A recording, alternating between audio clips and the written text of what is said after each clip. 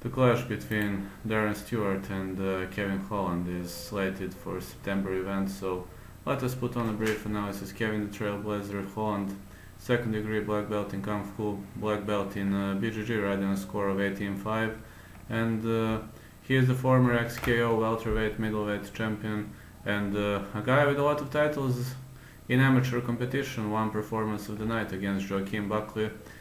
The guy is pretty much skillful around the ground game, got to tell you. Very good striker, but mostly based around ground game and chokes, and pretty much excellent finisher. So you don't want to end up on the ground with him. Very good with control, transitions. Also against Joaquin Buckley he showed great punching skills too. On the other side, Darren the Dentist Stewart. I know a lot about this guy because he gave me interview, black belt in Taekwondo, purple belt in BJJ, riding a score of 12-5-1, and the former Killican Promotions, the light heavyweight champion. Also, one fight of the night, two performances of the night.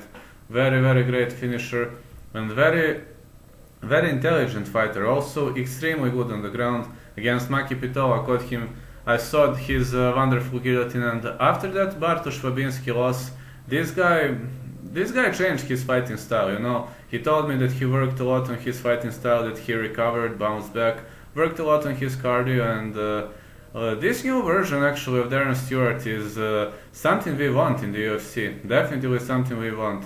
And when it comes to his submissions, he lost via choke to Carl Robertson and Julian Marquez, but he trained a lot in BJJ. On the other side, Kevin Holland lost via submission once, but twice. But Kevin Holland's submission offense is very good, but I don't think he'll be able to outwork Darren Stewart via submission, because Darren Stewart's submission defense has improved a lot, and when it comes to cardio, both of these guys are very good.